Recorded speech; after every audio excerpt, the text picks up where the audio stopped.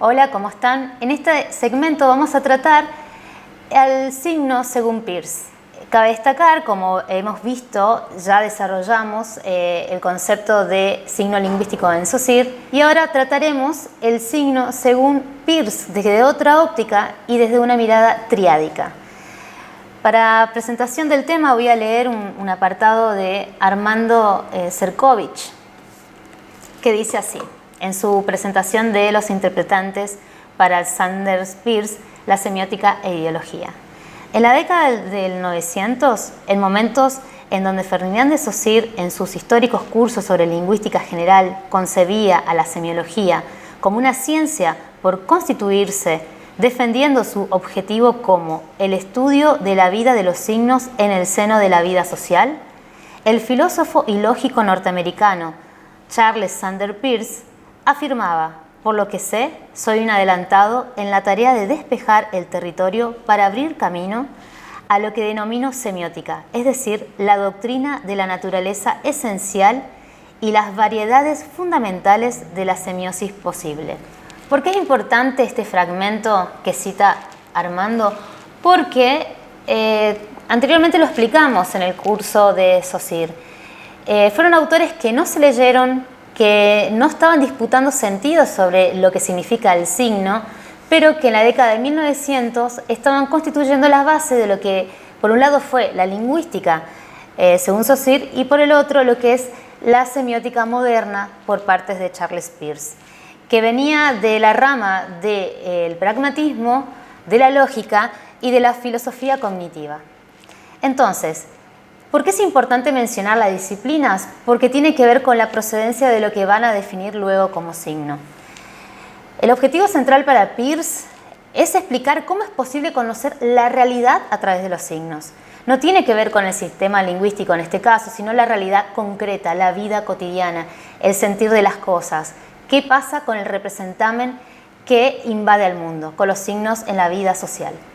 Entonces, la diferencia con el signo sussoriano tiene que ver con la incorporación de lo que se denomina objeto. Este objeto va a venir a constituir una tercer parte y a constituir esa tríada propuesta por Peirce, que asegura que todo lo que significa es signo.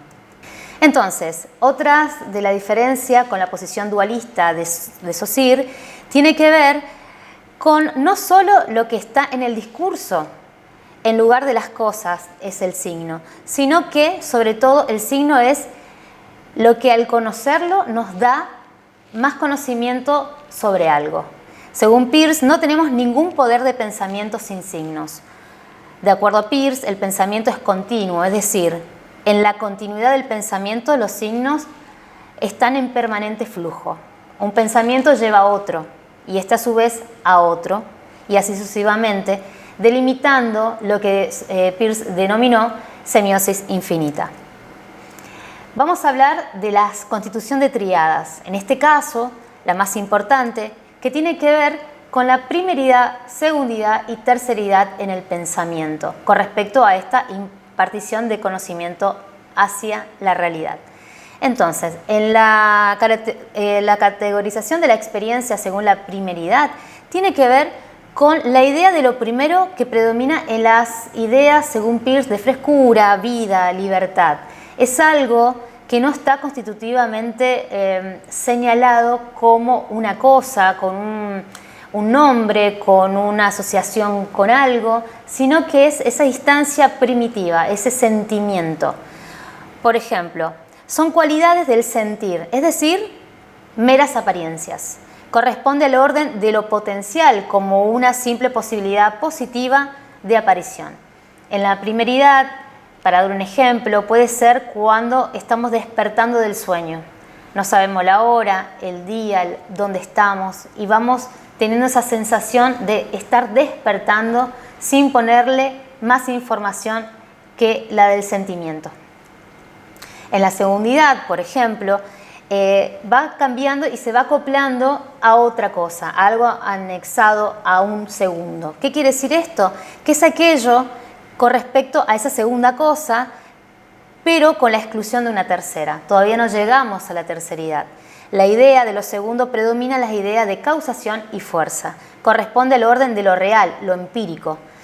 El tipo de idea de la segundidad es la experiencia del esfuerzo, prescindiendo de la idea de la intencionalidad. Aquí, por ejemplo, ya vamos, seguimos con el ejemplo de estar despertando. Entendemos que estamos en un lugar, qué hora es, qué día y para qué tenemos que levantarnos, qué tenemos que hacer. Vamos asociando ese despertar a una actividad a otra, que involucra esa fuerza, esa causación, ese movimiento. Y con respecto a la terceridad, es el modo de ser de aquello tal cual como es, poniendo en relación recíproca lo segundo con lo tercero. ¿Qué significa este lazo? Es absoluto del primero al último. La terceridad es la relación triádica existente en un signo, su objeto y su pensamiento, el interpretamen.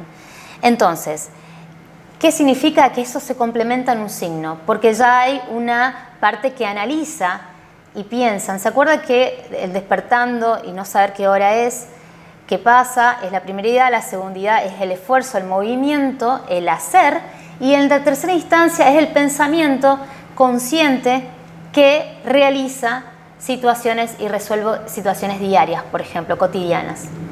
¿Por qué es importante tener esa experiencia con la realidad? Porque el signo se constituye aquí, digamos. El signo es lo que está en presencia de su objeto ausente. ¿Qué quiere decir? El representamen. El representamen es el signo. Como podemos ver aquí, el representamen es el signo. ¿Por qué? Porque tiene una capacidad material de ser observada, es tangible, la podemos ver, la podemos sentir. Es lo material que tiene todo signo lingüístico. Sin embargo, ese objeto ausente es de carácter conceptual. ¿Qué quiere decir? Que es un concepto. Es lo que no está presente en esta materialidad. Y esta materialidad del signo existe porque hay un objeto ausente para ser representado. Esta unión es necesaria en la triada de Peirce porque entre el representamen, que es materialidad, y el objeto, que es conceptual, está el interpretamen, que es el pensamiento. Es el pensamiento, la parte intelectual, que une esta materialidad con este concepto y le da un sentido, es decir, se constituye en signo. Esto es muy importante porque el único pensamiento que puede conocerse es el pensamiento que se puede decodificar a través de los signos. No existe pensamiento que no pueda ser traducido en signo. Entonces, si no se puede traducir en signo, quiere decir que ese pensamiento no existe, según Peirce. Debemos pensar siempre en signos.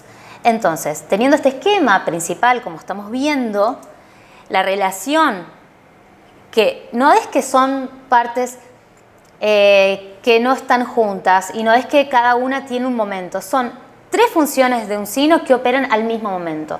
Son funciones que están completamente conectadas una con otra y ese interpretante, como luego vamos a ver lo que es la semiosis infinita, se vuelve en un representamen de un nuevo signo.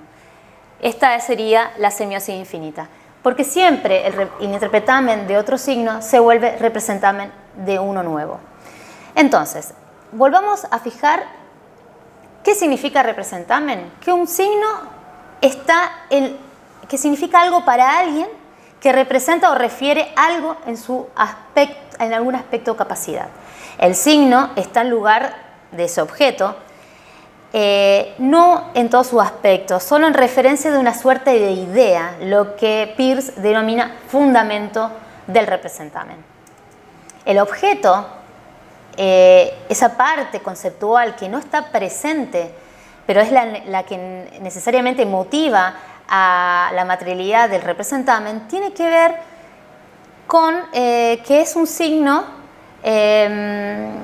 un signo en sí mismo tiene que existir ya sea un pensamiento o una expresión, alguna explicación que muestre cómo el signo representa al objeto o al conjunto de objetos que refiere. El signo puede solamente representar al objeto y aludir a él. No puede dar conocimiento o reconocimiento de ese objeto. Objeto es aquello acerca de lo cual el signo presupone conocimiento. para que sea posible prever alguna información sobre el mismo. Existen dos objetos, el objeto inmediato y el objeto dinámico. El objeto inmediato tiene que ver con tal como es representado en el signo mismo y cuyo ser es dependiente de la representación de él en el signo. Sin embargo, el objeto dinámico tiene que ver con la realidad que, por algún medio, arbitra la forma de determinar el signo en su representación.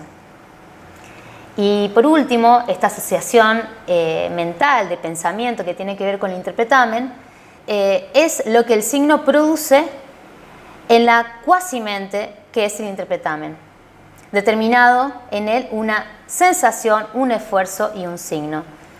Para ello tenemos tres interpretamen: el interpretamen inmediato, el dinámico y el final. Vamos a poner atención en el interpretante final, que es el más importante. Es la manera en cual el signo tiende a representarse a sí mismo tanto relacionado con su objeto. Consiste en el efecto que el signo produciría sobre cualquier mente o sobre la cual las circunstancias permitieran que pudiera ejercer ese efecto pleno. Es el único resultado interpretativo al que cada interpretante está destinado a llegar si el signo es suficientemente considerado. Es aquel hacia el cual tiende lo real. Los interpretantes inmediato, dinámico y final son tres instancias simultáneas, inseparables y necesarias en el interpretante del signo pisciano. Hasta aquí esta explicación de lo que es el signo lingüístico y nos vamos a despedir con una clase de ejemplo. ¿Qué es esto?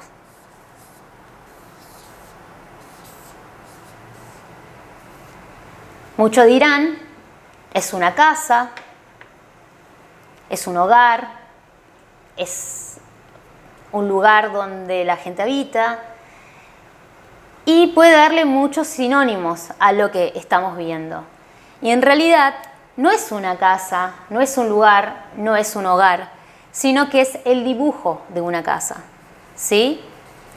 ¿Qué quiere decir esto? Que el representamen que estamos viendo, porque tiene una materialidad, tiene una forma, podemos discriminarla de otros signos, no es la casa. La casa es el objeto ausente que está intrincado en ella y que necesitamos materializarla para hablar de este signo, en esta ocasión, en este momento.